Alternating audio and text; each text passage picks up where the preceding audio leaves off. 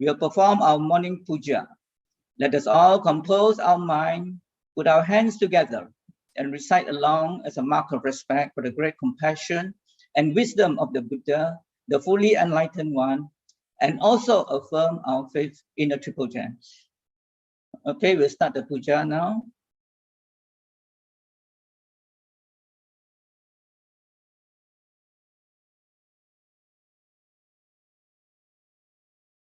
Yeah, is the puja on? Yeah. Can we see the screen? Sadhu, sadhu, sadhu. Namo tassa bhagavato arahato samma sambuddhasse. Namo tassa bhagavato arahato samma sambuddhasse. Namo tassa bhagavato arahato samma sambuddhasse. Buddham saranam gacchami, Dhammam saranam gacchami, Sangham saranam gacchami. Dutiyampi buddham saranam gacchami, Dutiyampi dhammam saranam gacchami, Dutiyampi sangham saranam gacchami, Tatiyampi buddham saranam gacchami, Tatiyampi dhammam saranam gacchami, Tatiyampi sangham saranam gacchami. Panatipata veramani sikkapadam samadhiyami, Adinnādāna veramani sikkapadam samadhiyami, Kāmesu miccācārā veramani sikkapadam samadhiyami, Musāvādā veramani sikkapadam samadhiyami, Surameraya majjapamā dattāna veramani sikkapadam samadhiyami. Itipiso bhagavā araham sammā sambuddho, viññācarena sampanno sugato lokavidu, anuttaro purisa dhammasārati sattā deva manusānam buddho bhagavāti. Svākkāto bhagavata dhammo sandintiko akāliko ehi passiko opanayiko paccattam veditammo viññūhīti. Supatipanno bhagavato sāvaka sangho, Ujjopatipanno bhagavato sāvaka sangho, Ñāyapatipanno bhagavato sāvaka sangho, Sāmīcipatipanno bhagavato sāvaka sangho, Yatiram cantari purisa yugāni atte purisa pungalā, Esa bhagavato sāvaka sangho āhuneyo pāhuneyo dankineyo anjali karaniyo anuntaram puññam kintam lokasati. Sadhu, sadhu, sadhu.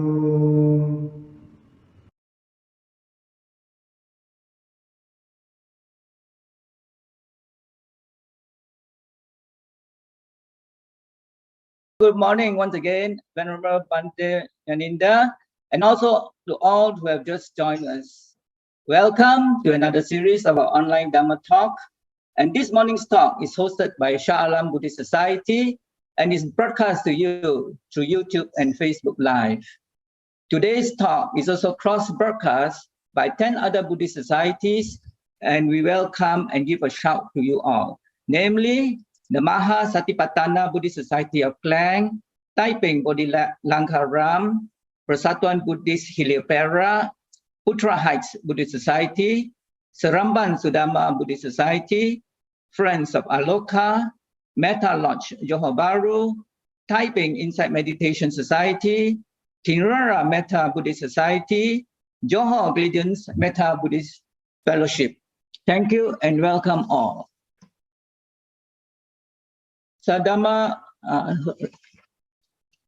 Okay. To all who have just tuned in, please help to share this link with your contacts and friends and spread the Dhamma far and wide. We are indeed privileged to have with us here today Venerable Nyaninda to be our speaker. And this morning's talk and topic is, why do we take refuge in the Triple Gem? Many, or maybe most of us would know what the Triple Gem refers to. For the uninitiated, it refers to the Buddha, Dhamma and Sangha. We would invariably chant them during our pujas and also before Dhamma talks like we had just done moments ago. We have chanted Buddhang Saranang Gacchami, Dhammam Saranang Gacchami, Sangham Saranang Gacchami. Then we repeat this again 2 more times, Dutiyampi, followed by Tatiyampi. When translated, it means we go to the Buddha, Dhamma and Sangha for refuge. Why 3 times? Hopefully Venerable Bhante will explain the significance to us here too today. Now, how many of us really know or understand the significance of going to refuge, to the Triple Gems? As Buddhists, we rely on the Triple Gems in our life journey. The benefits of taking refuge in the Triple Gems are numerous and totally incomparable to any worldly treasure. Today, Venerable Nyaninda will guide us in exploring the meaning, the significance, and what is involved in taking refuge in the Triple Gem. Before we start, let me give you a brief introduction of Venerable Nyaninda. No doubt that this short introduction do not give justice to the many, many accomplishments of Bhante. Venerable Nyaninda is a graduate in electrical engineering from Sydney University, Australia. He received higher ordination from Sadhammaramsi Sayadaw in 2004. He has received serious contemplative training under Pa Auk Sayadaw. I'm also pleased to announce that Bhante is currently holding weekly talks through Zoom every Fridays at 8 p.m. And the title of his sharing is Awareness of Dhamma in Daily Drama. A very nice, catchy title. I will share with you here the screen so that you can have the information and you can log in and join in his weekly Friday talks. Okay, and if you have more, you need more information, you can log in to the Buddhist Missionary Society of Malaysia. Okay, and later we'll post this information in our YouTube below. Bhante has also done a series of talks called Exploring Your Reality series. There's about 15 series of them. Okay, we'll also post the link to this YouTube which you can follow. Okay, it's a very interesting series of talks, which we hope every one of you will be able to log in and follow. Okay, before I hand over the session to Bhante, I would like to inform that Bhante will take as many questions as possible within the allotted time. You may key in your questions in your Facebook or YouTube comment section, and we'll post the questions to Bhante, who will answer them at the end of this talk. Without further ado, let us fold our palms together and welcome Venerable Nyaninda to begin the talk. Over to you, Bhante. Sadhu, sadhu, sadhu.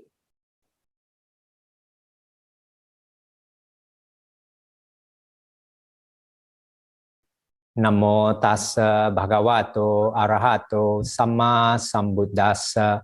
Namo tassa bhagavato arahato samma sambuddhassa. Namo tassa bhagavato arahato samma sambuddhassa. Today, we're going to explore a very important topic, which is taking refuge in the Triple Gem. This is an important topic because taking refuge in the Triple Gem is usually regarded as the doorway into Buddhism. Doesn't matter whether it is Theravada Buddhism or Mahayana or Vajrayana, it's usually regarded as a doorway to Buddhism. And as the MC has spoken, most Buddhist traditions starts Buddhist activities with taking refuge in Triple Gem. And we did that at the beginning of this puja. So now we will explore the meaning, the significance, and what is involved in really taking refuge in Triple Gem. First, about taking refuge. Taking refuge in Triple Gem is basically to take the Triple Gem as our ideal, as our goal. Also, taking refuge in Triple Gem is to take the Triple Gem as a guiding principle in our life, something to guide us. And it's also to take the Triple Gem as something which is inseparable from us. Okay. Also, another way to look at taking refuge in Triple Gem is to have this aspiration that will have this blueprint or imprint of the Triple Gem in our consciousness, so that it will guide us in our daily life. But it is not something for us to believe blindly in. It's something for us to have enough faith to look and explore, okay? And you might ask, some people are more interested in, if I take refuge in Triple Gem, does it give me protection? It will protect you because by taking refuge in the Triple Gem, you're basically following the flow of the universal law, how the world works. When you follow the flow of the universal law, then you will be protected in a sense. I will explain later. And taking refuge in Triple Gem, basically, to summarize what I've just said, is basically to transform the way you look at the world in another angle to look at it. And this is very important because the way you look at the world will determine how you live your life. If you look at the world as everyone is trying to get me, everyone is a bad guy, everyone is trying to give me trouble, then your life will be very miserable. If you look at the world as in everyone is compassionate, everyone actually have kind heart inside them, then your world will be very different. Similarly, if you look at the world as everything, you want to make sure everything is permanent, or you look at the world as everything, you really understand everything is impermanent, everything keeps changing, your world also is very different. If you can really see that everything is impermanent, as in guided by, this is one of the main characteristics of Dharma of the Triple Gem. I will explain more later. But if you can really understand and accept and be part of your impermanence, then you have no fear anymore. Because a lot of our fear in life is we don't want things to change. So I would actually regard taking refuge in Triple Gem as a transformation of our life. Not just make our life improve better, but virtually transform ourselves to be out of the box. So now I've already explained about the taking refuge, now about the Buddha, Dhamma, Sangha, the Triple Gem. So to me, there are many ways to look at this, many angles. One way to look at the Triple Gem is to see it as three facets of reality of life. Okay, so Buddha, normally we take this Buddha as the Sammasam Buddha of the past, present, and future. But of course, the Buddha, the immediate past, Sakyamuni Buddha, is the closest to us. You can say it's maybe the root teacher, the closest to us.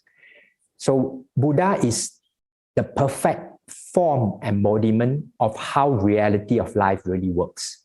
It's because how reality of life works, that is the Dharma is invisible. So Buddha is the form part. The form embodiment gives us a model to follow, an example that we can emulate.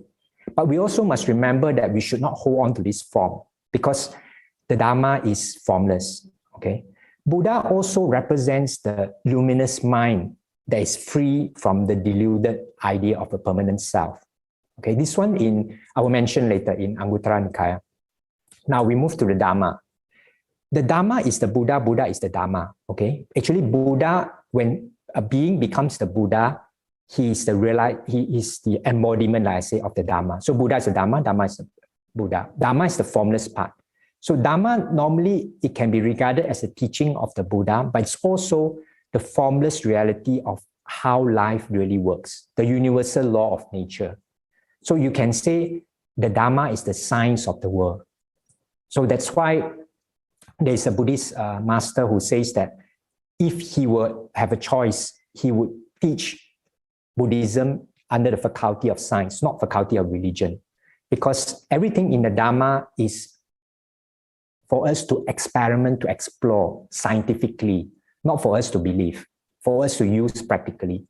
And Dharma, as I mentioned, it's also a reality of how things works, the universal law. It's also a guide for us to practice. And very important, because if you flow along the universal law, you will save a lot of suffering. Finally, Sangha is the community of people that practice to embody how the reality of life works.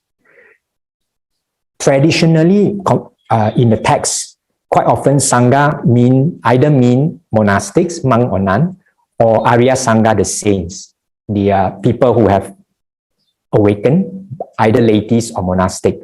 But nowadays, in the modern society, normally the word Sangha is loosely used to define anyone who practices to embody how life works, anyone who practices the Dharma. And in fact, most Westerners use the Sangha to refer to a community of practitioners.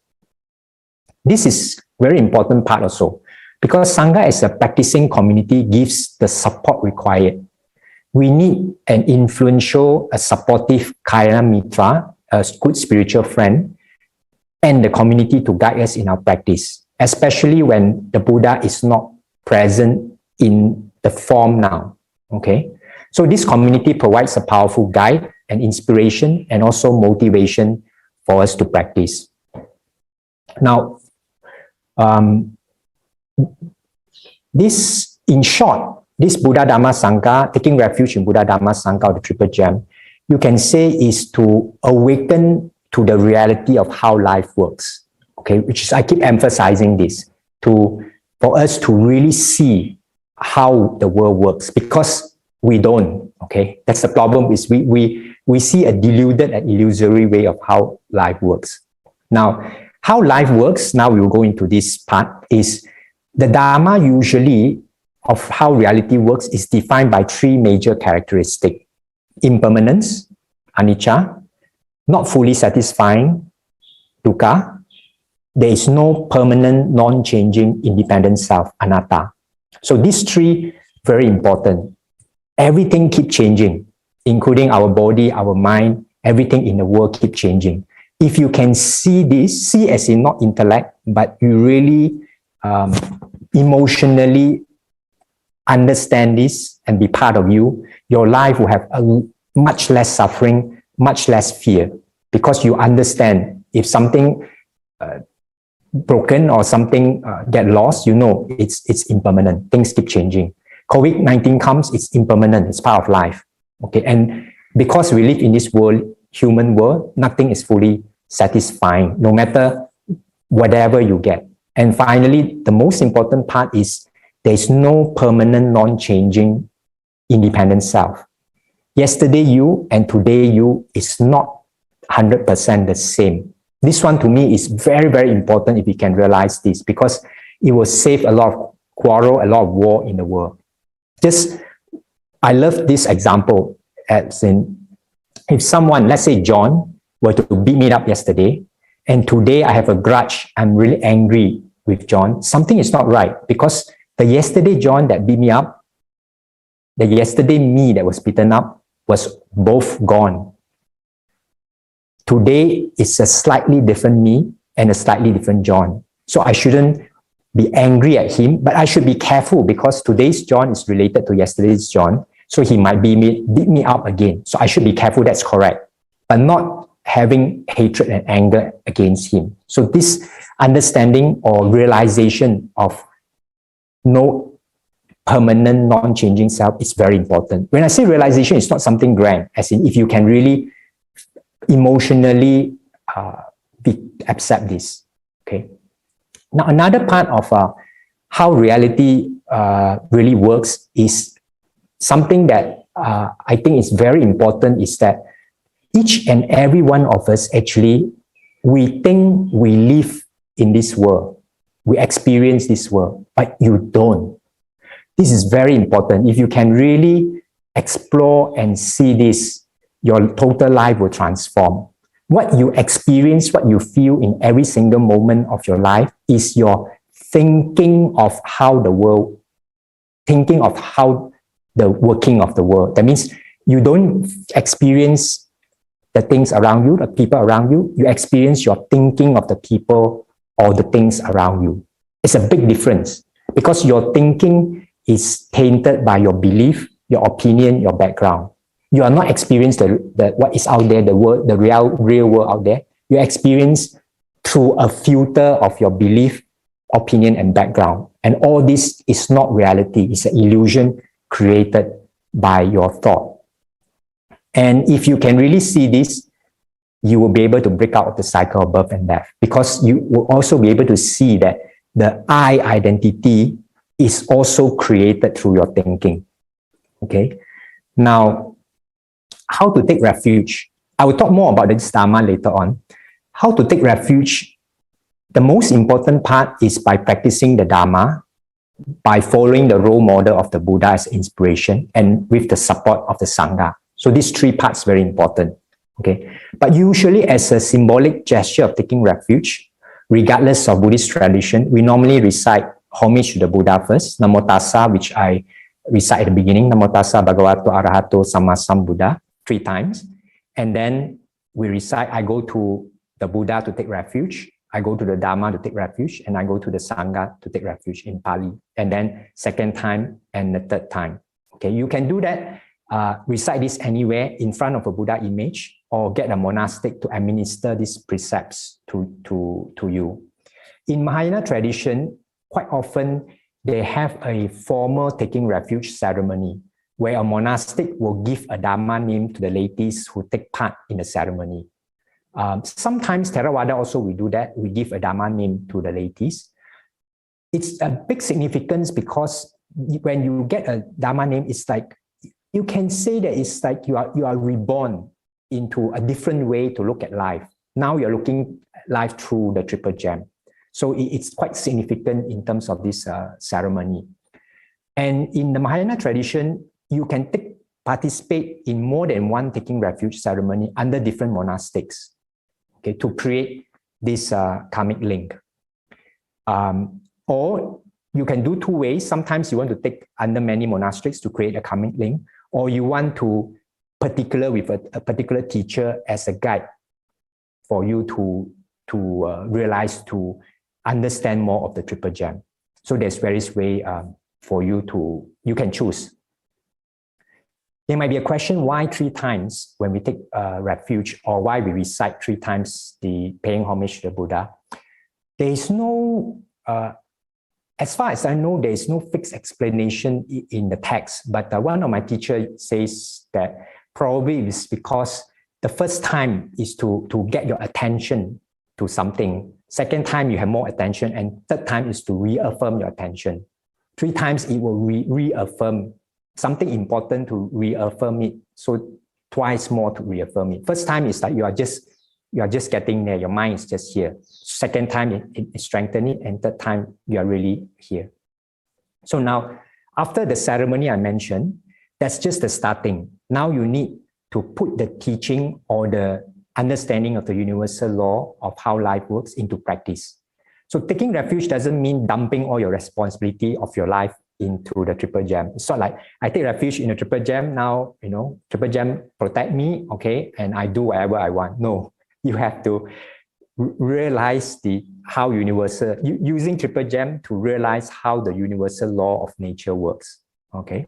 And to me, it's very important because taking refuge means you take full responsibility of our life. We take full responsibility of our life to explore and understand, to fully correct our deluded view of how life works so that we are free from suffering. And one of the key things to help us to be free from suffering is to break the identification with the I, the self, okay?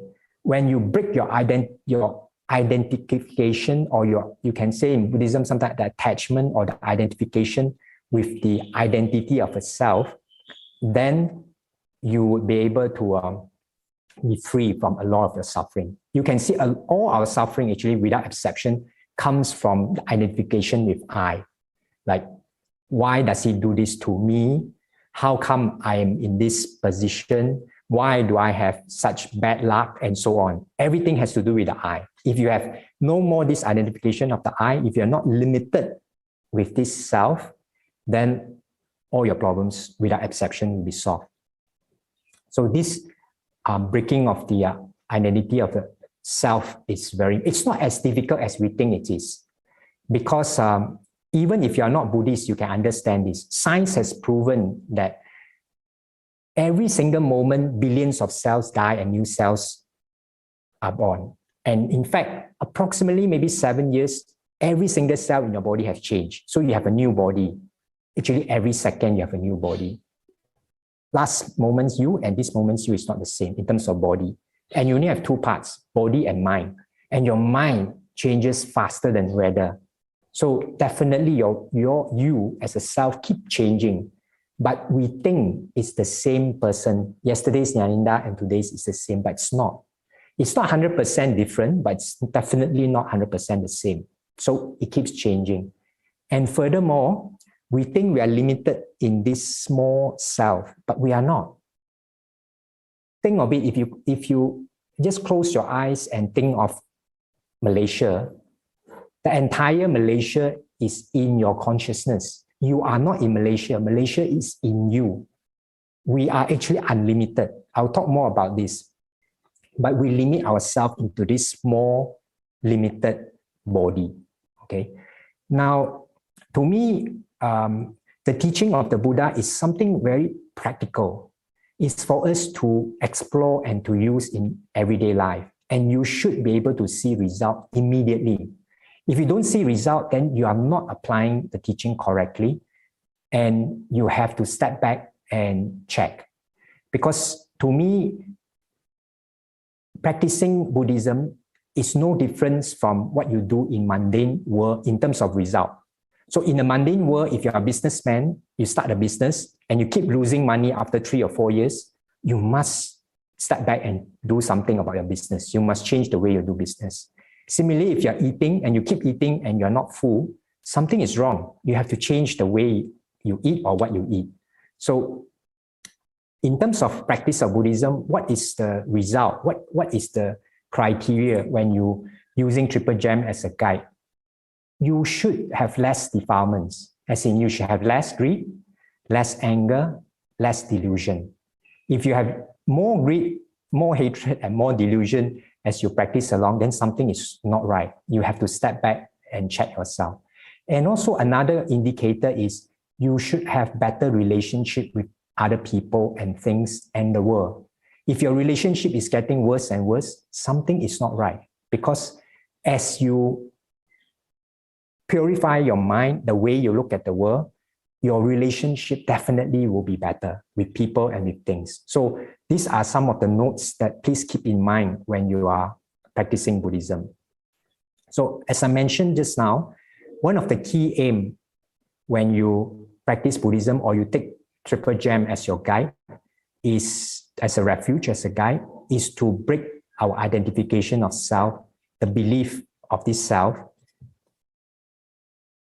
and the belief that our thought interpretation of the world is the reality. It's not the reality, okay? How to break this, how to accomplish this task? There are many ways.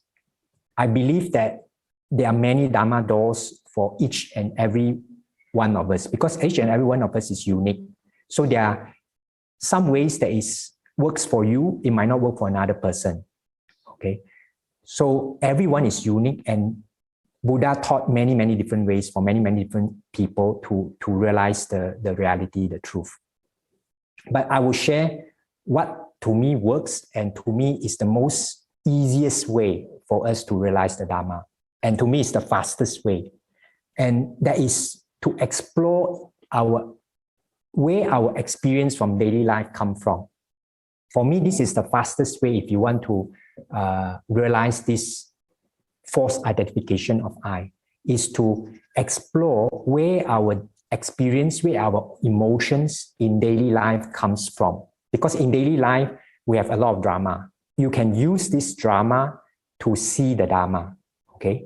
So especially when you're in negative emotion, easiest, because negative emotion is easiest for us to see. Anger is easiest for us to see. So anyway, let's say every time when you're angry, upset, or even depressed, normally the first thing we do is we blame other people. We blame the world, we blame the government, we blame the community, we blame every single thing. Next time when you have this negative emotion, please explore where does the emotion come from. Every single one of your emotion, without exception, are reflection of your thought. Your anger doesn't come from the person out there or what the other person do or say. Your anger comes from your thinking. Why does he say this to me? How come he say this to me again? How come he insult my name, my face, and so on? It's all these thoughts that make you angry, not what he say or do, or she say or do. This is very important. Please explore. The next time, I always encourage people that the next time you get angry or sad or upset or scared, please don't get upset that you are angry. Don't get upset that you're scared. Please be happy that now is the chance for you to explore where does this negative emotion come from. You will see without fail that the reason you are scared is because you have scary thoughts. Oh, maybe this person will do something to me. Maybe this person will do that, and so on. It's your scary thoughts that make you scared. It's not what the person do or say. So you are actually scaring yourself. You are actually making yourself angry. You are actually stressing yourself also. Not because what your boss say or do or your family members say or do that make you stress. It's what you think your boss say that makes you stressful. Why does my boss say this again? How come my boss always give me a lot of work? It's all these thoughts that makes you stressful. And this is very important, that every minute our thoughts are creating our world for ourselves to experience. Again, every minute our thoughts are creating our world for ourselves to experience. You are not experiencing the world, you're experiencing your thinking about the world. So actually, you are the director, you are the actor, and you're the audience. And you create a huge drama. As long as you know it's a drama, it's okay. Because at least you can still try to laugh over it. But if you create a drama and you suffer in it, that's very sad, because you are the creator and you suffer at your own creation. And I always emphasize this, that please see that you are slapping yourself and you don't have to continue slapping yourself. But if you want to continue and you know that you are slapping yourself, then it's okay. Okay. But don't keep slapping yourself and say, why, how come he slapped me? How come, who is slapping me? How come? And you keep slapping. A little bit stupid. Please try to see that. And in fact, one more easier thing to see is quite often when people say something about us, let's say someone say that, Nyaninda, you're stupid. Do you realize that after that, for the next few days, you call yourself, you keep thinking about it, which means you keep calling yourself stupid for another 300, 400 times. So it's like someone slapped you once, and then you slap yourself another 500 times, and you ask, why so painful? How come people slap me? So please remember that, okay? So that we don't get lost in slapping ourselves and complain. Now you might ask me, some people, where does this Dharma come from? This is very easy. It's from Dhammapada verse 1 and verse 2. Both verse 1 and verse 2 starts from Mano Pubangama Dhamma, Mano Seta, Mano Maya. And Mano sometimes can be translated as thought, sometimes translated as mind. It works both ways, okay? I will translate as thought first. So Mano Pubangama, Puba comes from the word Puba, ancient path. So before, in here is used as before, go before. Pubangama is go before. Dharma here is phenomena. So the thoughts go before all phenomena. Whatever phenomena you experience is the thought that runs first. Mano Seta, thought is the chief.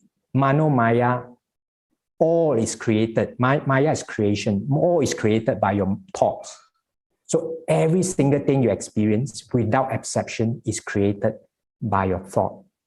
So this one, please remember and digest. Then we won't blame the world, we won't blame anything, because what we experience is created by us ourselves. And it is good news, because the world out there, you cannot control. We want to control the world out there so that we have a more peaceful, satisfying, comfortable life. But you cannot control the rain. You cannot control COVID-19. You cannot control your children. You cannot control your family members. But now I'm telling you, the good news is you never really experience the world out there anyway. You experience your thinking about the world. So your thinking of the world is created by you.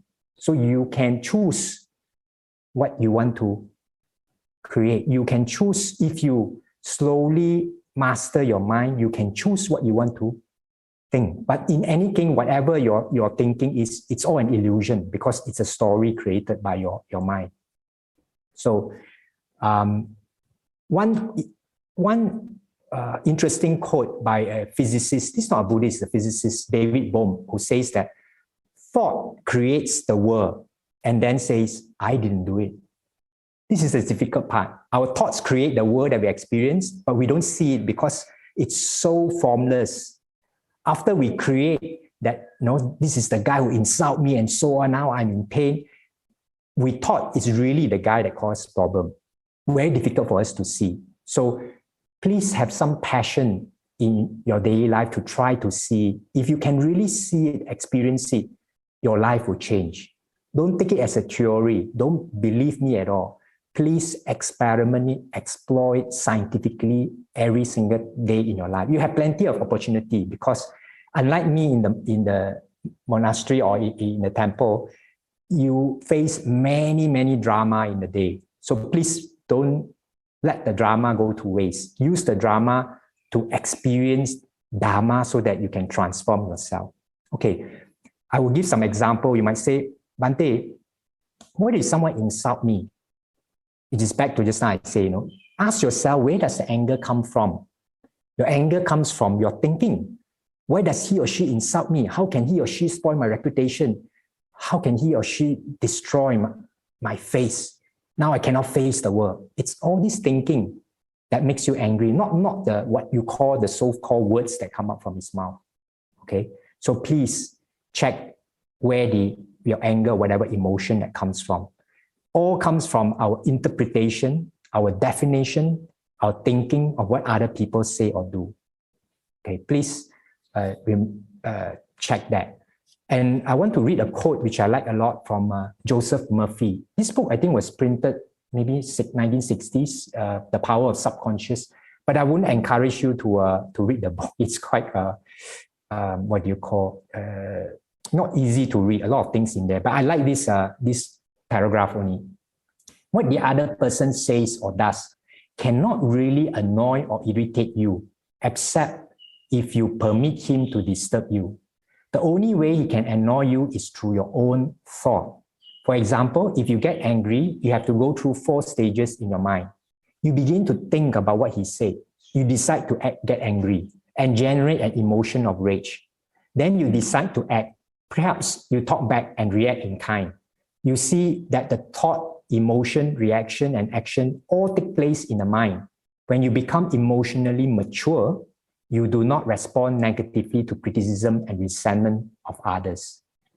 Most of us, unfortunately, are not mature enough. We are all very childish. We might grow up physically, but our mind is still very childish.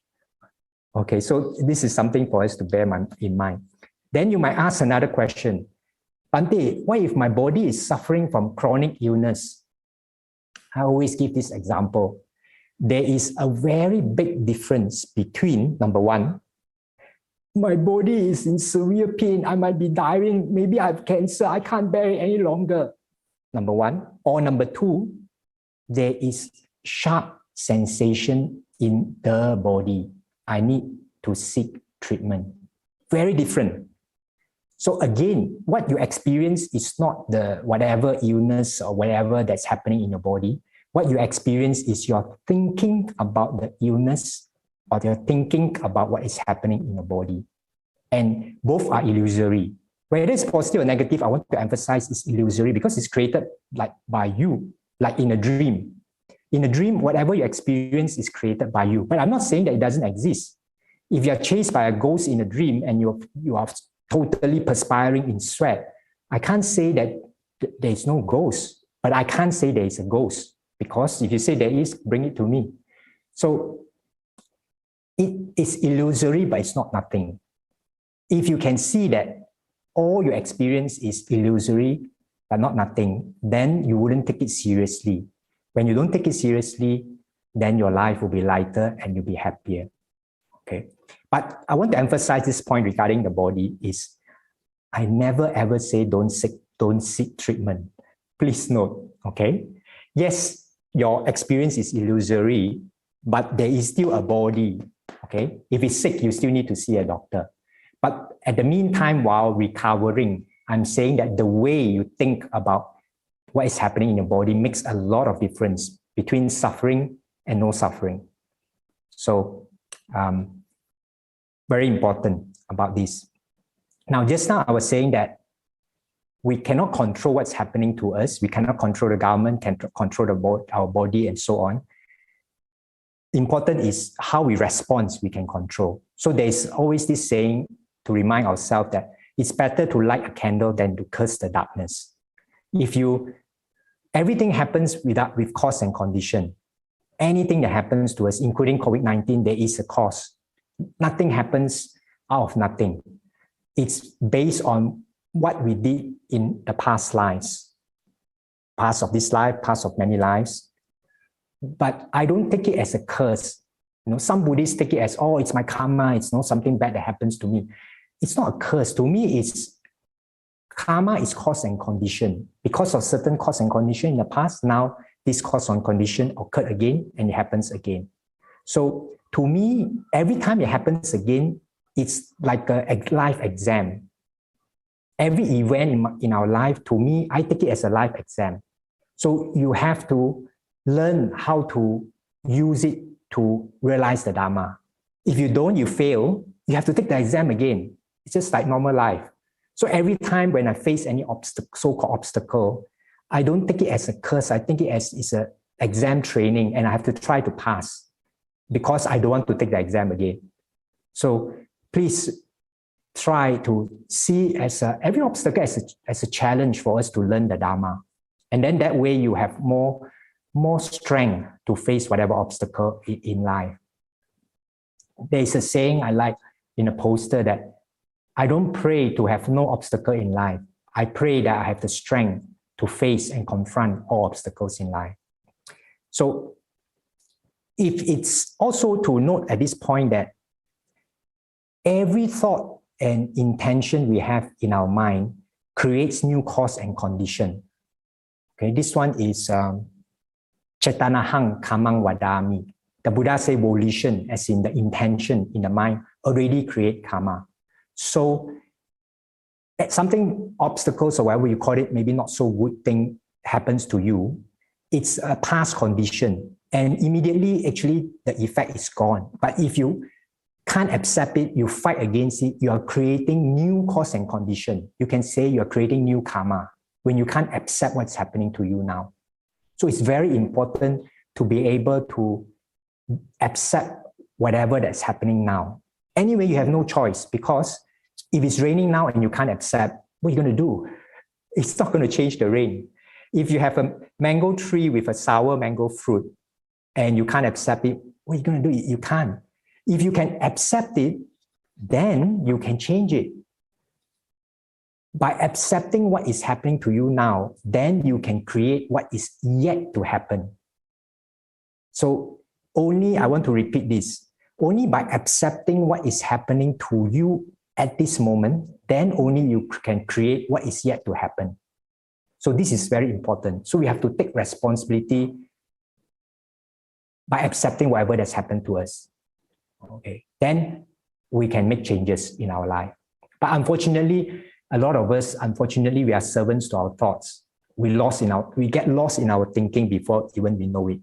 So try to increase your awareness of your feelings and your thoughts as much as possible, so that when you're angry, when you're sad, you know that you're angry or sad. That way, you will be able to see that you are slapping yourself faster. Okay, so there are a few ways. Now I want to share a few ways that help us. Okay, one way is to pause many times in your day, so that you can have space between your thoughts, space between your emotion, so that you don't get lost in the chain of thought. For example, normally when we start a chain of thought, it's like, why did he say this? How come he do that to me? Maybe he will do it to me again. When your first thought come, why does he say this? Pause for a while, slow down. When the second thought come, pause, slow down. Try to have more space between thoughts, increase the gap. If you say it's difficult for the thoughts, try to practice with space between objects. Between you and the phone, now you have space. Try to more familiar with space, formless. We are too used to hold too much to form. Try to be aware of the space in front of you. Space between two things, and so on. So one acronym that you can use, I think this is started maybe by Deepak Chopra or some American, is using the word stop, S-T-O-P. S as in stop. T, take a look at your emotions and thoughts. O, observe your emotions and thoughts. Then P, proceed whatever you're doing. And keep doing many times a day. Okay? This is one way, so that you don't get lost in your thoughts. Another way is drop all your thinking into feeling your body. Also, you can do many times a day. Like many times in a day, stop and then drop and feel the body. Totally feel the body. Feel the solidity of the body. Feel the heaviness of the body.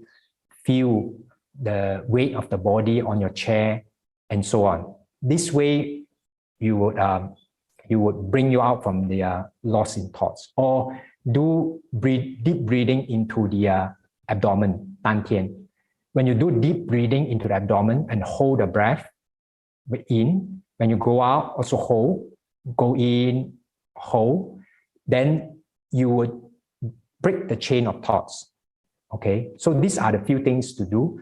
Another way that works very fast for me is to just close your eyes a short while and look back at yourself, aware at yourself. This way you will pull back your energy that you lose out throughout the whole day. You're basically bringing your energy back by just turn the attention back towards yourself. If you have difficulty, you can try to look at a point at the back of your head as a target, as an aim, to look back at yourself. So this is a very quick method, I find. You can also do it with your eyes open to be aware and look back at yourself. Okay.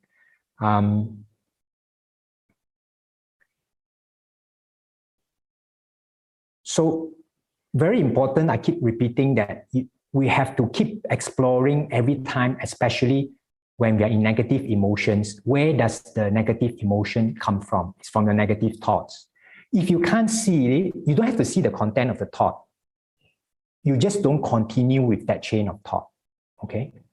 Actually, very interesting fact, unfortunately, I only see it more clearly recently, is that we always think that we have to stop our thoughts. We always complain, especially Buddhist practitioner, that but there are many thoughts, many thoughts, they keep going, I can't stop it. Actually, you don't have to stop the thoughts. Every thought arises and ceases by itself. Thoughts are impermanent. Thoughts come, thoughts go by itself. But what happens is we create a next thought come, next thought, and then we create the third thought, and then we create the fourth thought. All you got to do is not stop the thought, is to not continue to make effort, energy to create new thoughts. That's why I always share that when your car is going very fast, there's two ways to stop the car. One is press the brake, but your car will swing. Another one is don't press the brake, just don't press the accelerator. The car will stop by itself if you don't press the accelerator. So all you got to do is, the next time you're lost in the chain of thought is, don't continue. You don't have to. Okay, again, I use it as an analogy of don't continue slapping yourself. You don't have to. Okay, but you don't have to stop it also, because there's nothing to stop. It's gone. Every thought arises and gone. Okay, but we think, the problem is we think thoughts are solid thing. Thoughts are illusory. You can't hold on to thoughts. You can't take our thoughts and put into a box. So as long as you can keep seeing that your thoughts are illusory, it's not solid, it's not real, then you will see that it disappears as fast as it appears. Same moment appear and disappear. Okay? And actually, contrary to belief, actually you need a lot of effort to maintain the thoughts, not effort to stop the thoughts. So please see in another light. Okay, instead of trying to stop the thought, try to see that why do I want to maintain the thoughts and to make myself suffer. So there's a few nice reminder that I like. Okay, and I will say it slowly for you. Fear means we are ruminating. Ruminating as in thinking again and again over scary phenomena. Stress means we are revving up the mind. You know, when the car is not moving, you keep pressing the accelerator, you are just a lot of thoughts in your mind. Pressure means we are trying too hard, in our mind, trying too hard. Worry means we are imagining negative future. Anger means we are creating irritating scenarios. In short, we are exceptionally good director. If you can see it in that way, life is very amusing. So basically, if you change your thought pattern, you will change your personality, the way your thought goes. But again, I want to emphasize, I'm not asking you to think positive. Okay, nothing wrong with thinking positive. It's much better than thinking negative. But if you want to force yourself to think positive, you still have this idea that thoughts are real. They are not. They're illusory. Whether it's positive or negative, it's all illusory. It's all made up. It's all story. If you can see this, your life will be much more free, because you see that the whole world out there that you experience, that you think is real, is an illusion created by your thoughts, by your mind. If you can see that, then you can also see this identity of I'm stupid, I'm slow, I'm not good at direction, and so on. It's also an illusion created by your thoughts. When you can see through all this illusion, you can then experience the real world better. actually you'll be surprised. If you look at sunset without the added thoughts, wow, very beautiful, I should capture it, you actually appreciate and experience a better sunset or better sunrise. But unfortunately, most of us has a lot of interpretation of what we experience. Wow, very beautiful, I should capture it in a camera and so on. You are not, when you are lost in your thought, you are no longer experiencing the beautiful world as it is. Now, so change your thought pattern, you change your personality. Change your personality, you change your destiny. So very important, your whole life destiny is transformed if you change the way you look at the world. So there's a saying that if you change what you see, if you change the way you see things, the things that you see will change. So just by changing the way you look at the world, slowly you will feel that the world you live in, the people around you, the things around you, all will change, will transform. Not change just for the better, but transform. So you might ask, what about, I was saying just now, negative emotions, you need to maintain them actually. And we're quite stupid because, you know, in order for you to continue to be angry, you need a lot of effort and energy to maintain angry thoughts so that you can continue to be angry. Same with sad, depression, and so on. If you can really see this, you won't get into negative emotions anymore. And also another way is the next time you're angry and sad, try to feel your body, especially anger. You will feel very painful sensation in your heart and you won't continue. And you will see that the emotion is just energy in the body, it's nothing. So you won't hold on to it. In fact, in America, this is now, your thoughts create the world. It's a very powerful psychology that's taught to many, many people. There are maybe hundreds of coaches that's teaching this.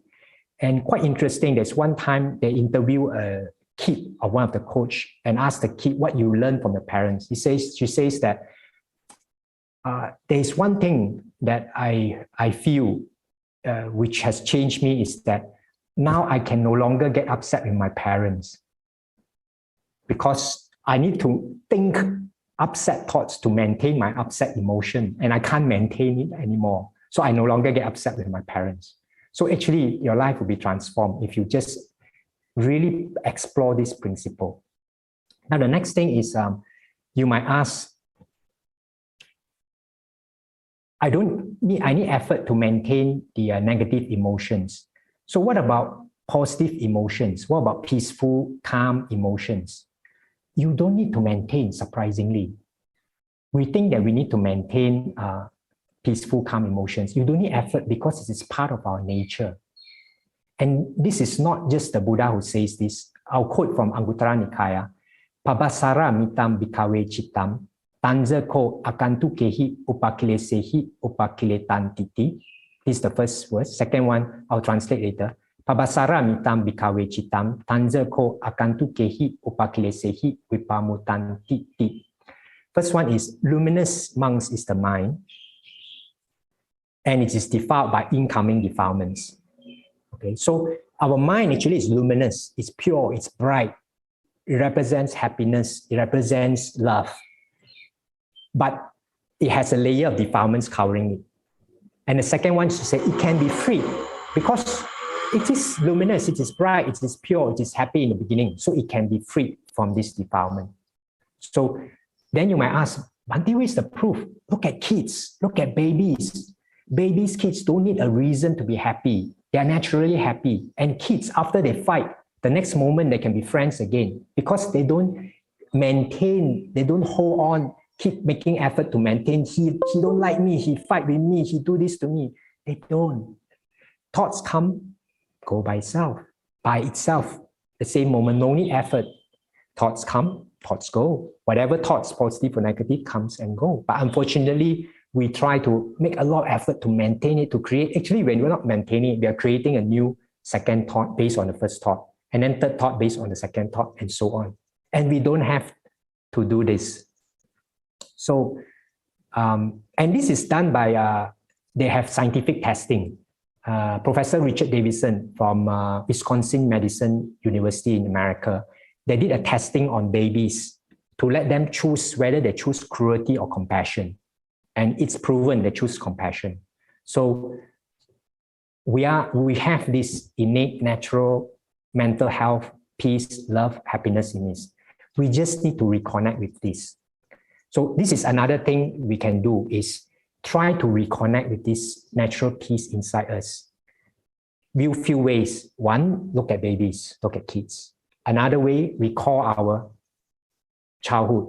Another way is you can walk in the park or beach or forest. It's not the forest or the park or the beach that make us reconnect with this happiness. It's because when we are walking in the park, forest, beach, we are no longer lost in our thoughts. When you're not lost in your thoughts, naturally, you go to the default setting of this natural innate mental health. So very important for us to remember two things. One is we have this natural innate love, peace, calm inside us. Number two, we don't experience the world. We experience our thinking about the world. So these two very important things. I want to end with two things. One is the good qualities of the Dharma, which is what we recite quite often, Swakato Bhagavata Dhamma, which is the Dharma is very, very well expounded for us to experience it in our daily life. It's Buddha's words is not just a logic, it's a transmission of the truth. So it's for something for us to realize. Sanditiko is, it can be seen for ourselves, realized or seen or experienced. Akaliko, there's no time, immediate. You can see immediate, in fact. Like this fact that your anger comes from your angry thoughts, not from the person out there. You can see immediately. You just need to have the passion to try to explore. And to me, this is the effortless effort. So please at least spend some time to explore this, because you don't need any extra time to practice this Dharma. You already have enough drama in your daily life for you to practice. Okay, next one, Ehipasiko, is for you to come and see. It's not for you to come and learn and then put in here and forget, or for you to learn and then put on the shelf. It's for you to come and see for yourself. Opanaiko, it leads you towards awakening, to realize the truth. All Dharma must have the aim for you to realize the truth, for enlightenment, especially to see there is no I, permanent I, but not nothing.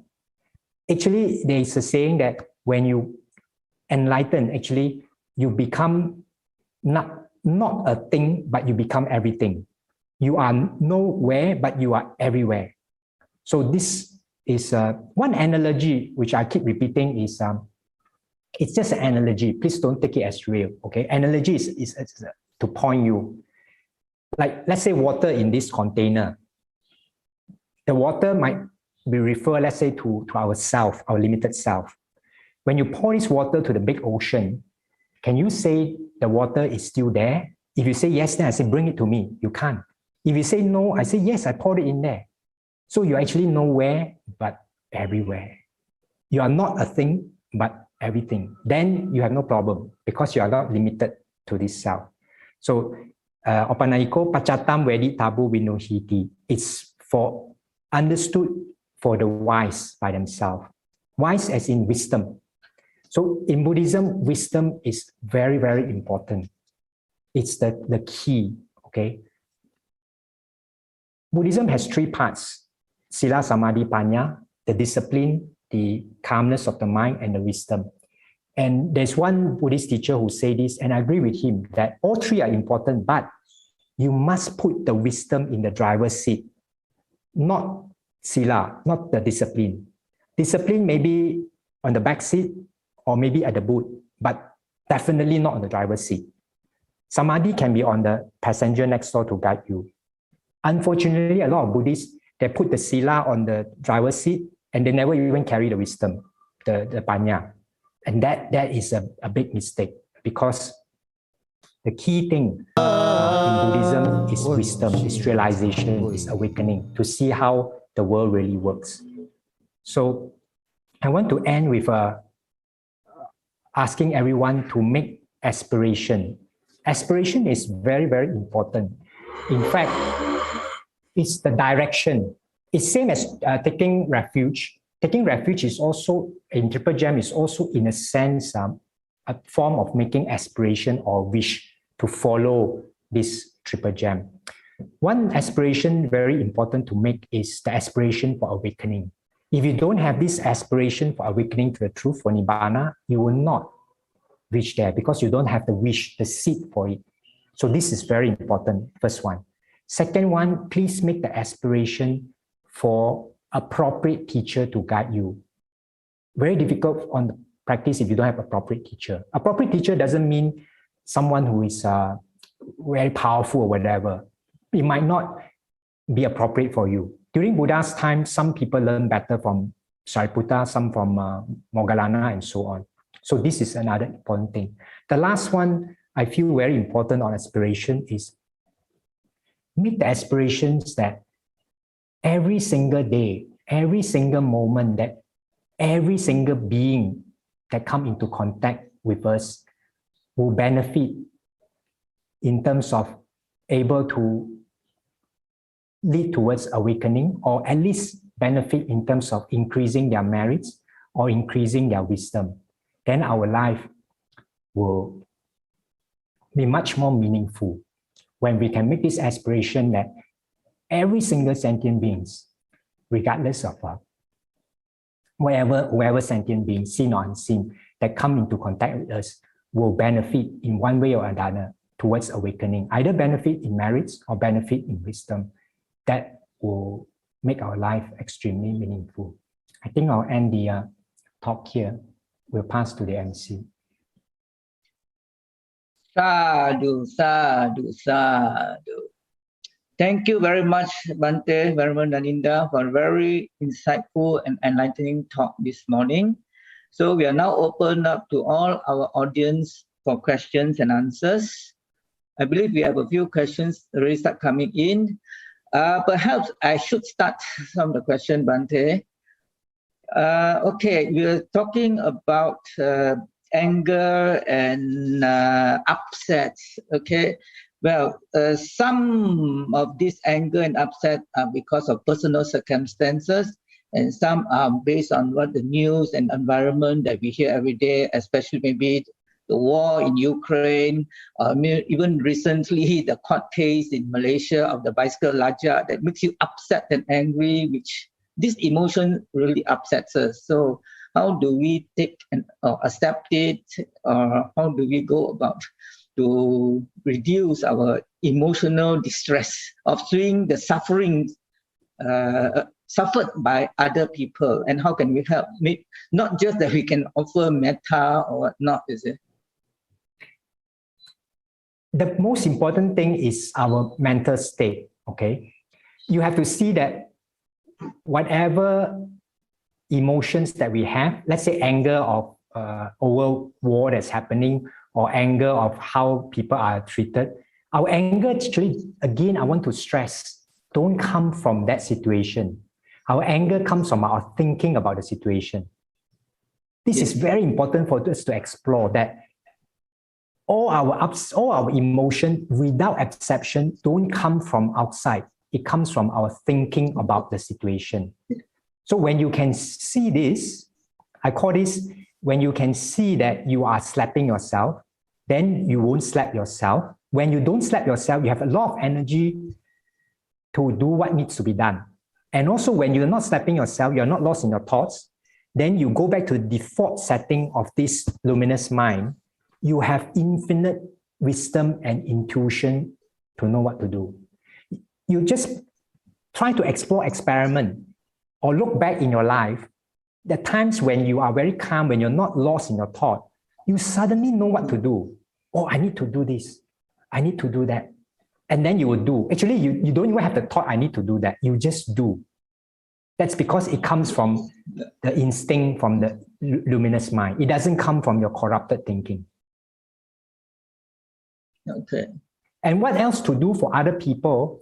When everyone can train their mind to be calm, you'll be surprised.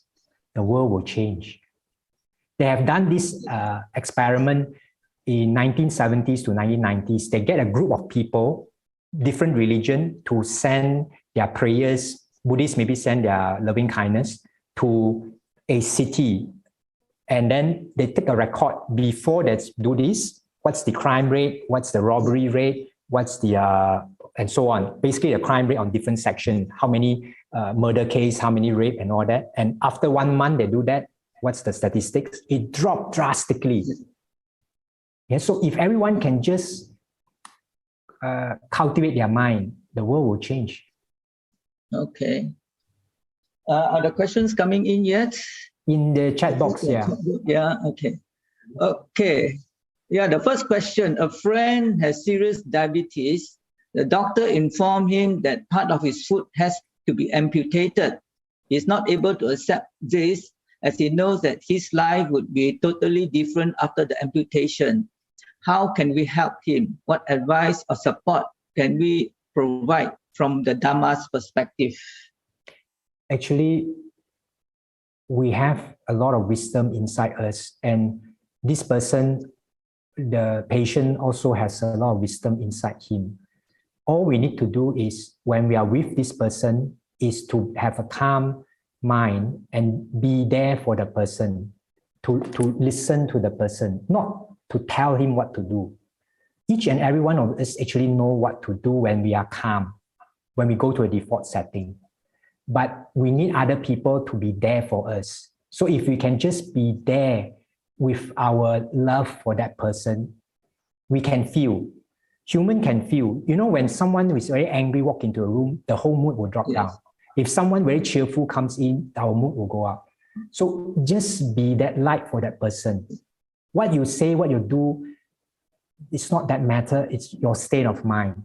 If you can be in a very good state of mind, it will help that person. Because it doesn't help if you tell him, oh, you should do this, you should do that. Especially in a modern society, we have been brainwashed of individual rights. We don't want people to tell us what to do. But we need the love, the care, which is lacking. Okay. So we just have some kind words for the patients. Don't even have this, I feel that don't even have this idea, I want to give kind words. Just calm your mind, be in your default natural love, and then be there with the person. And you'll be amazed. You know what to say, what to do. And then sometimes some words of wisdom might even come out without you knowing. It's like, who said that? Okay, the next question. I was told that taking refuge ceremony will allow us to follow the Buddha Dharma. Is this in the next life? Is this true? It provides the affinity, but there is no guarantee. Okay? But there is a guarantee that will help you to continue Buddha Dharma in the next life is please try to realize the Dharma. And the easiest to realize, I keep pointing out, is definitely you can realize that you are experiencing your thinking of the world. You're not experiencing the world. And the world and you, same. You're experiencing your thinking of yourself. You're not experiencing yourself. Please deepen your realization in this. Realization of Dharma can be carried into the next life. Definitely. Okay. Okay, the next question. How can one who, due to causes and conditions, cannot take refuge in the Triple Gem? How to overcome it? This by Brother Leong Yu Ming.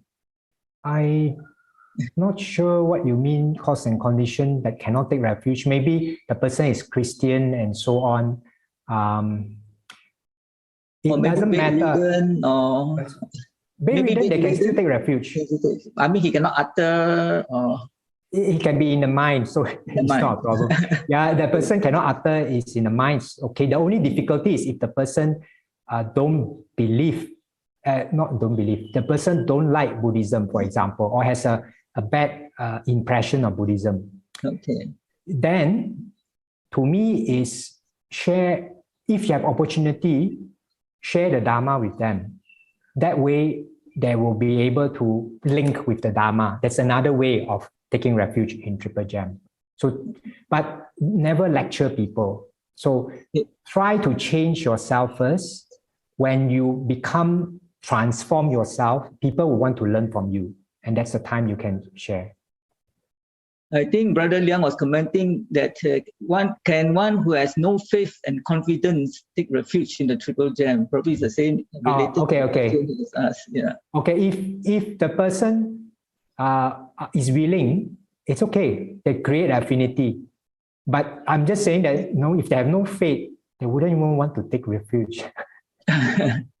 If they have no faith, but it's like they don't care, and then because you are a good friend, they take, then it's good, okay, they create affinity.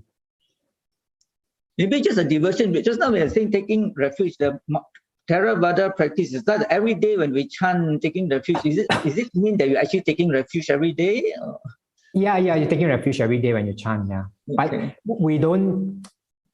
We just chant only quite often. We don't leave the meaning, unfortunately, a lot of us. Yeah, maybe today that's why with the Bante's explanation, it gives us a very better insight into what it means taking the refuge, is it? Yeah. Okay, and the next question, even though it takes so much effort to maintain thoughts and anger to sustain the current of our depression and anxiety, why do so many people continue to generate and perpetuate such useless energy?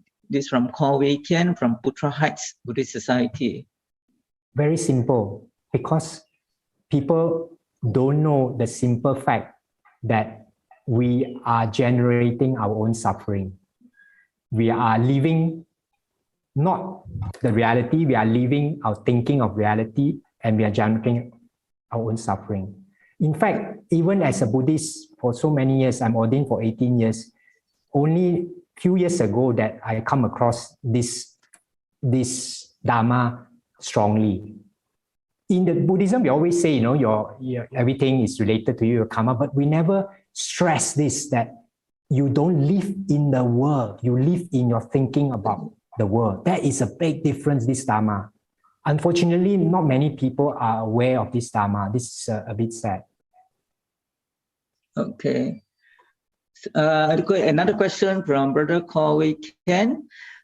If, as babies and children, we tend to choose compassion, why do so many adults, as we grow up, turn to evil and cruelty? Is there something about the world or the society that inevitably corrupts our hearts? As we grow up, the identification of the I becomes stronger and stronger because it has no choice. You have to live in a society, so the parents have to train you. You are Nyaninda, or you are John, you are Elizabeth, I am Papa. You start having this identity. When then, as you grow up, to fit in the society, the parents and the society has to train you that if you do well in school, then you are good. If you don't do well, you're bad. Slowly, you've been brainwashed that your happiness, your love comes from outside. You have that default, but you don't feel it anymore because you've been trained that love, happiness has to come from outside, have to get something, accomplish something, do something. I'm not saying it's bad because, if you don't have this kind of training, maybe your kids will just stay at home and do nothing. And then they need to fit into the society. Unless you are in the ancient old Tibetan society where their emphasis is in Buddhism. That's why they are supposed seemingly very backward because they don't care about the technology. They have extreme spiritual bliss. Who cares about modern technology? So, but we live in this world, we have to fit in. So I won't say the society is bad, but we forgot to keep reminding the children as they grow up that, hey, you still have this natural love. You still have this, but we forgot to maintain this. So that's the thing. And another thing is also, as you grow more and more with the I identification, you get more affected from your cause and condition from the past, the karma, because you make it stronger with the I.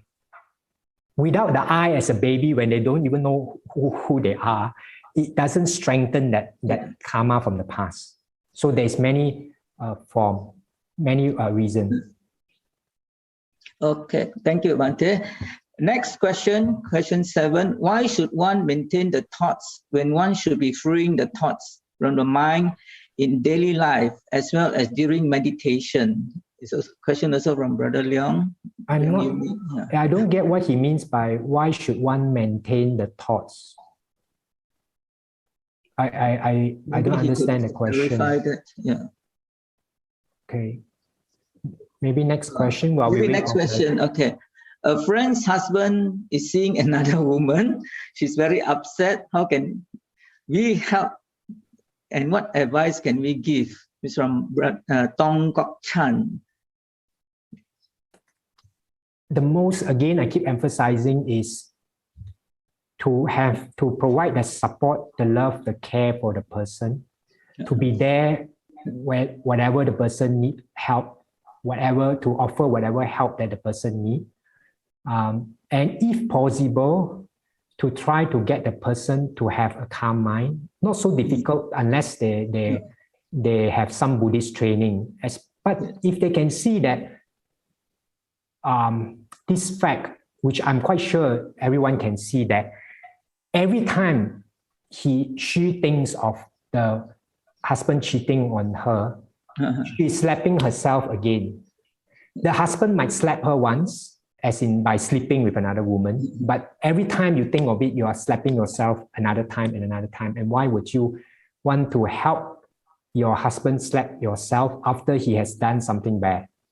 Doesn't make sense. So maybe this will help, but the key thing is more of providing the love and care and the support for the person to help the person in a calm state of mind. Then the person will know what to do. It might be confront the husband, it might be divorce, it might be many things. The person will know what's best for her because only she can decide. It's her life. We can provide the support for her to make the best decision, and the best decision can only come from a calm mind. So she has to somehow calm the mind, either by using wisdom to see that no point for me to slap myself, to help the bad husband, so-called bad husband, to slap me for no reason. So these are some of the ways. So it's acceptance? I don't like the word acceptance is correct, but when you tell people acceptance, people have this idea of giving up. Okay? Buddhist acceptance is not giving up. Buddhist acceptance is very wise, as in, let's say now it's raining. Okay, easiest example. Now it's COVID-19 pandemic. Whether you accept or not, there is COVID-19. You can't say, I don't want COVID-19. Yeah, it's still there. You have to accept it and then make the decision to take immunity, wear masks or not wear masks is up to you. I'm not saying no, it's good if you follow all the SOP, but I'm saying that whether you follow or whatever you want to do, you first have to accept there's COVID-19. Right. So acceptance, you have no choice. Whether you like it or not, you have to accept. Either you accept it grudgingly, very angrily, very upset, or you accept it happily. When you accept it grudgingly, it's still there and you create new karma.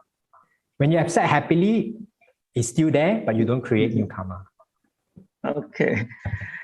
Okay, next question. Suki Hotu, good morning. Is it triple jam have to practice together and not whichever comes first? I'm not sure what it means. Oh, good. I know what it means. It means that is there one after the other? No, there are three. I mentioned that you can take it as 3 facets of the same thing. Because Buddha did says that Buddha is the Dharma, Dharma is the Buddha. And when you become a Buddha, you become a walking Dharma. You become the form of the Buddha. And Sangha are those practicing towards this. So there are 3 facets of the reality. Okay. Okay, next, I really like watching football, but I realize emotions run very high and fans get extremely tribal. The emotions can be both good and bad. Is there an inherent inclination for people to take sides, not only as an individual, but as a group? Okay, this is from Wong Joyan from Shalam Buddhist Society. That's human. We like drama. We are very quite interesting human being. We want certainty. We want everything to be certain because if tomorrow you wake up, your job is gone, you'll be very upset. You want things to be certain. But we also want uncertainty. Imagine if you know what's the score going to be for all football matches, it'll be very boring. So we want certainty, but we also want uncertainty. So that's human struggle. We want everything. In terms of this emotions running high, to me is as long as you can see that the emotions is created by yourself, it's all an illusion. It's okay. As long as you keep seeing that it's an illusion created by yourself, then you can use it as a training, I wouldn't, maybe not the word training, as an exploration of a reality of life. Okay. Yeah, but actually I like to watch the replay, so I really know the score, so I can just enjoy watching the match rather than getting tension or watching the game live. Yeah, but then you lose that excitement. Yeah, but then you don't have that type of your heart go palpitation, especially when the score is at 1-0 and your opponent that you want to lose is keep on attacking and you're scared, Yeah, but the human. Yeah, the human emotion. Human wants that excitement, that kick. Okay, I think so far questions, there's no more questions. But I'll also like to ask some questions.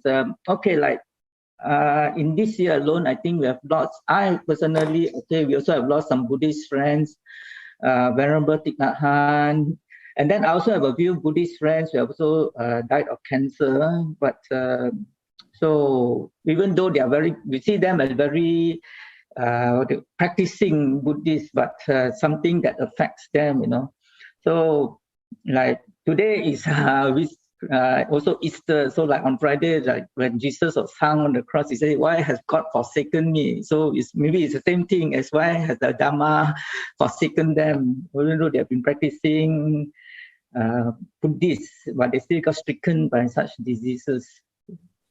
Oh, Buddha also passed away. Buddha also gets sick.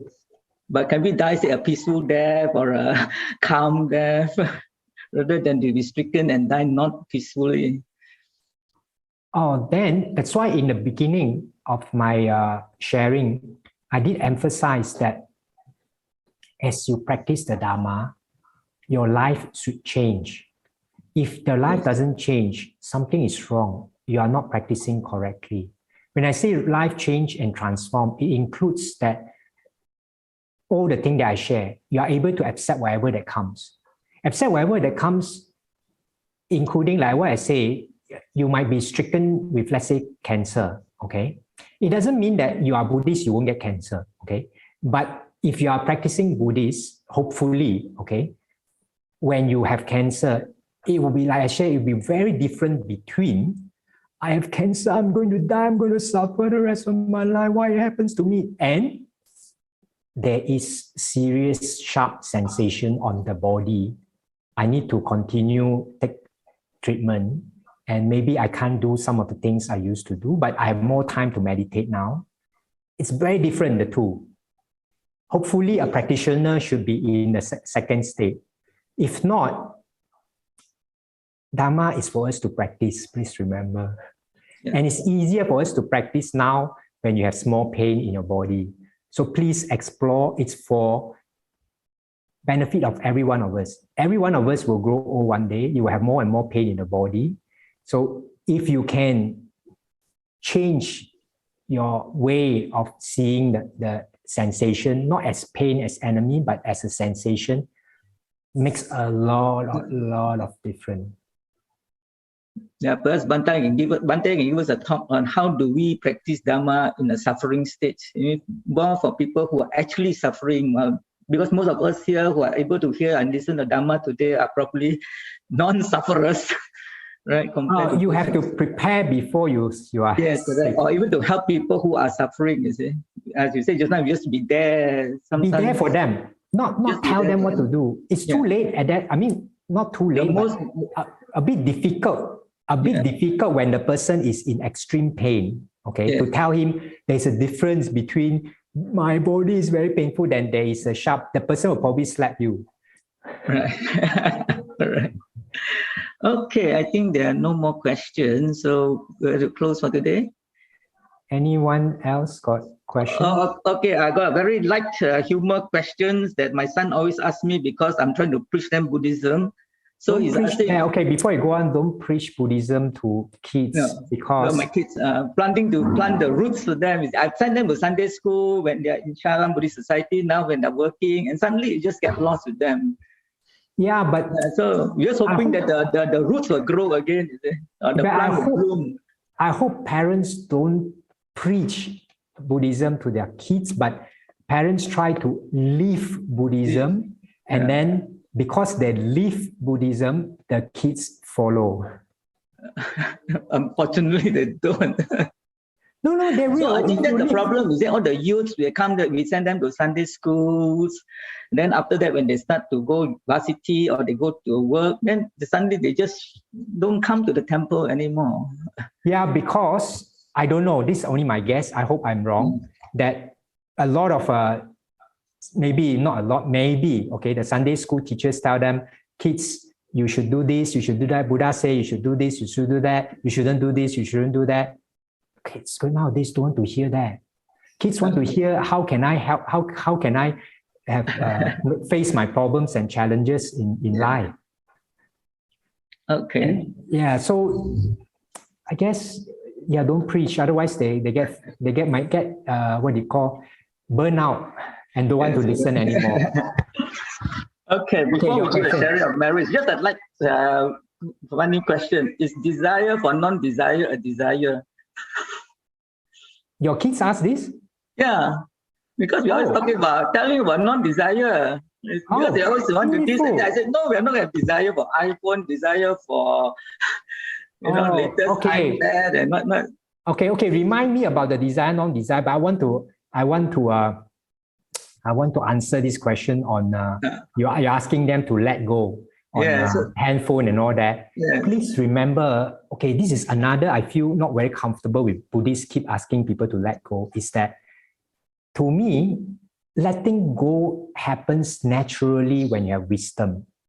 If you keep asking people to let go, it's like you climb up to a durian tree and pluck the durian fruit down and try to eat it. You can't. When the durian fruit is ripe, it will drop by itself. When the wisdom is mature, they will be able to let go. So not ask people to, you should let go this, share with them wisdom. The reason why they want this and want that is because they think they can only get happiness and love from outside. This is what the society tells them. Until one day they realize that they already have the love and happiness inside. They won't need this anymore. They won't be addicted to this. So instead of asking to let go, to me, is in the long run, it's much more fruitful to let them explore and see that they already have what they are looking for. They don't have to grasp from outside. Okay, and back to this desire for no desire is a very interesting question because Buddha answered this in one of the texts.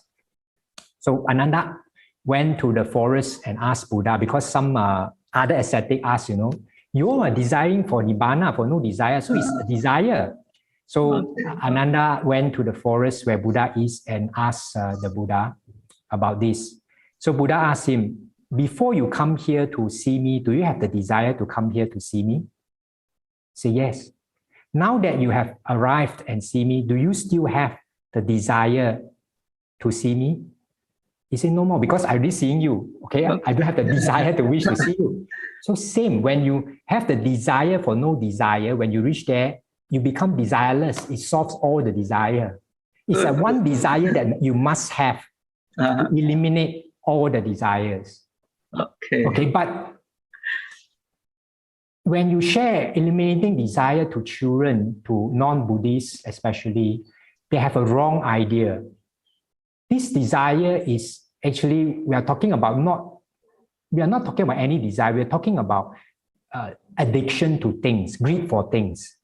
Okay, we have greed for many things, but you should not hold on to all this greed for many things, because you must have a logic reason, because it gives us a lot of suffering in the long run. any greed for things, because when you hold on to something and the thing disappear or lost, then you have suffering. So Buddha allow one greed, as the greed for total elimination of greed. Because when you practice this, the greed for practicing this, when you practice this, in the end, there's no more greed. Yeah. So have to be sometimes careful, because we live in a society where everyone desire things. Then you say eliminate, then become robot. Right. Okay, thank you very much, Bhante. So we end the session today. Today we have listened, discussed, and contemplated on the Dharma. In the process, we have created much meritorious actions. We therefore like to request Bhante to perform the sharing of merits to all sentient beings for the happiness and well-being. Bhante. Okay. We share merits to all sentient beings, all Dharma protectors, all guidance deities. Share merits especially for departed family member, relatives, friends, and ancestors. Make aspiration always with the wise, avoid the foolish, be free from greed, hatred, delusion. At the end, again, share merits with all beings, wishing each and every being an equal share of merits. Etawata cha'amehi sampadam punya sampadam sabe dewa anumodantu sabba sampati sitya.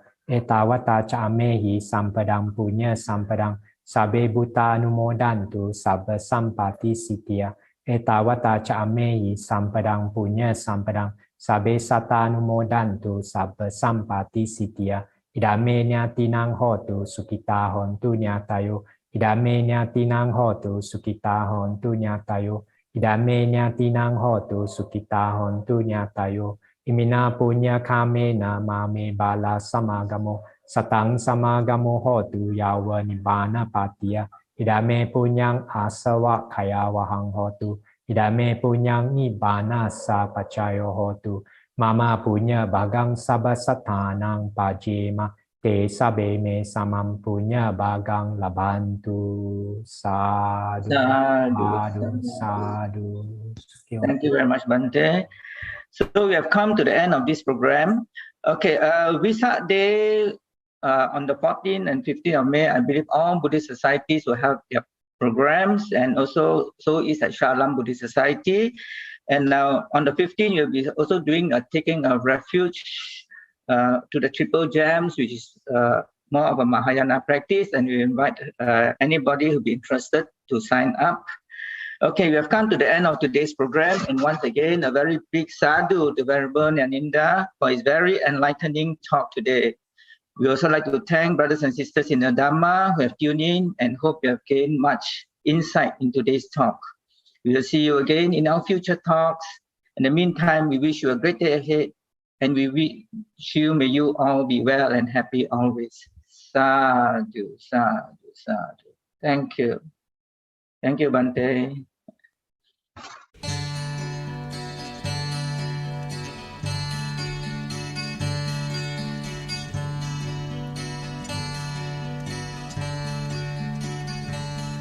Right thought will lead beyond to wisdom's holy height, and show to me the surest way to pass through sorrow's night.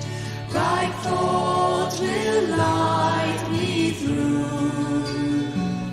the shadows of this life, to ease my heart and peace assured, and free my mind from strife.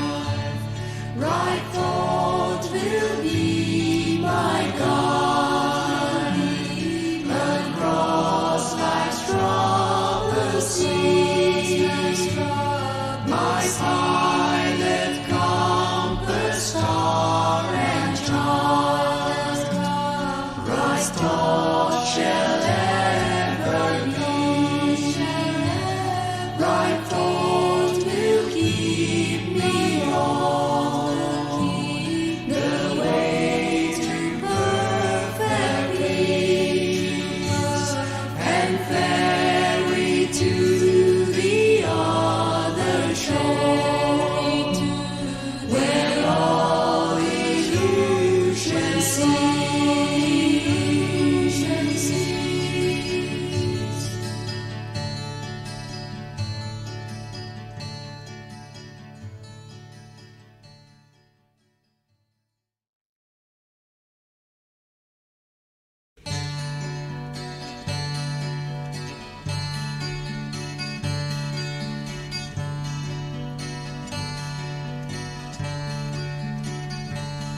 Right thought will lead me on to wisdom's holy height, and show to me the surest way to pass through sorrow's night.